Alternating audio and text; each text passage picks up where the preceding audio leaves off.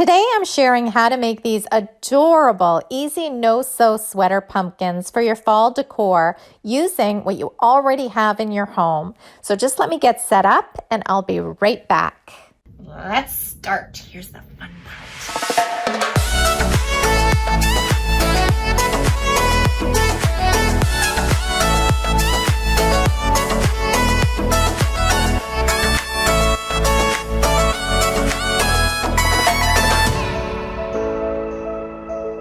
These no-sew sweater pumpkins were so fun to create, and I actually have two ways for you to do it. I figured out an easier way as I was plugging along making these, so I'm going to share both with you so you can decide which way you prefer. I went shopping at my local thrift store and found 3 sweaters that I really liked and wanted to use on this project. But ironically enough, I just ended up using the one white chunkier sweater. Any type of sweater will work for these sweater pumpkins, but personally, I prefer the look of a larger ribbed, chunkier sweater for this project. For the base of these pumpkins, I used some old vases and jars I had lying around my home. I used an olive jar. I used a fishbowl vase that I had. But any of these types of rounded jars or vessels can be bought at the thrift store or your local dollar store.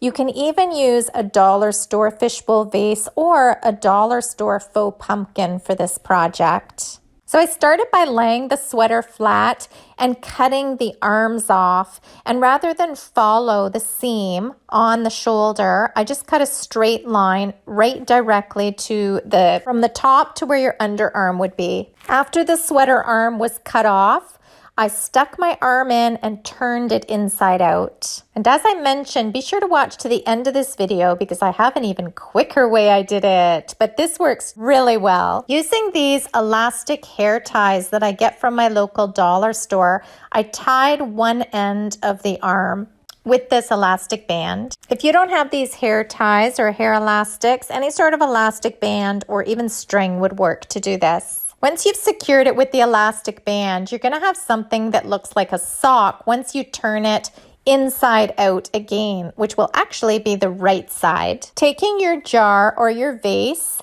and making sure that the opening is facing the bottom, slide your sweater sleeve over the vase. So now you'll have the part that is secured with the tie on the bottom lying flat where the opening of your vessel will be. The excess fabric that was tied should be inside the bowl or jar, and the jar or bowl should be able to lay flat. So there should be no excess fabric on the bottom at this point. I went ahead and smoothed out the fabric, making sure that the ribbing was all where I wanted it to be. And then I used another elastic band to tie the excess fabric or the excess sweater to the top of the vase. Once I had it tied with the elastic band, I used some natural jute twine string, cut 3 or 4 pieces, and tied them all around the base as well. And stay tuned for what these are going to be because it's so cute. Then using some natural jute rope, I started creating the pumpkin stem. And how I did this was I just tied it to the base. And then I started coiling it up the excess fabric of the sweater until I was happy with the length. A really easy way to do this is to leave your jute rope on its coil and just maneuver the pumpkin and turn the pumpkin while you're spiraling it up. When I was happy with the length of my stem, then I ended up cutting off a little bit of excess off the jute rope.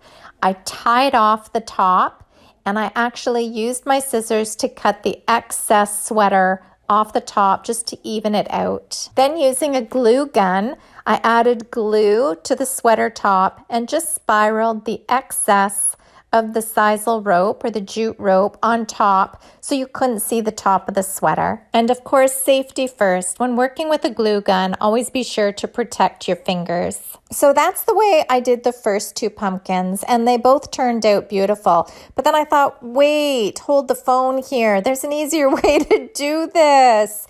And here's how I did the last pumpkin, which actually I personally like the very best. What I did was I took the sweater, I didn't turn it inside out. I just pulled it over the glass fishbowl vase, just as you're seeing me do here. Then I took my trusty glue gun and working in sections, I glued the bottom part of the sweater to the bottom part of this glass vase. This is a really easy way to secure the sweater to the bowl. And if there's any excess fabric after it's been glued, it's easy enough to cut off so the pumpkin will lay flat on whatever surface you put it on. To secure the top of the pumpkin, I used the elastic hair bands once again, and I left all the excess fabric up top again to create the pumpkin stem. As with the first version, I tied a few strands of sisal string onto the base, and then using the jute rope, I raveled it all around, spiraled it all around the excess sweater fabric to create my stem. Once I was happy with the length, I cut off the extra and tied the jute rope together, then using my glue gun, created the top. Here's the fun part, which I think is so cute.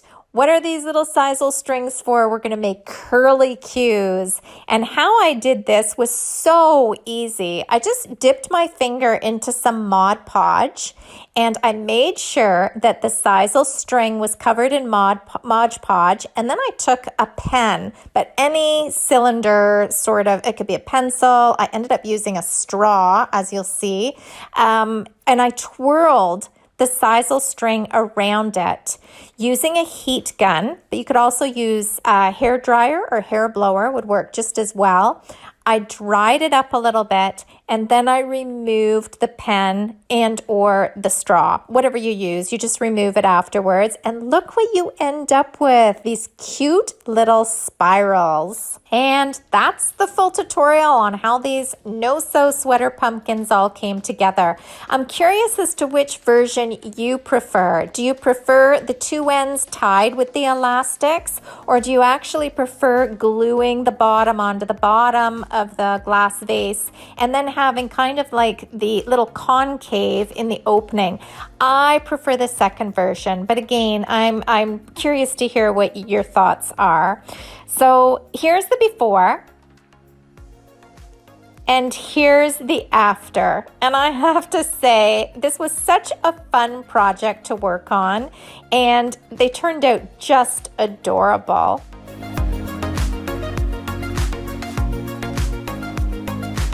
Thank you so much for joining me today. I hope it's inspired you and given you some ideas for sweater pumpkins and or DIY decor. Feel free to follow me over at salvagedinspirations.com and of course on all my social channels.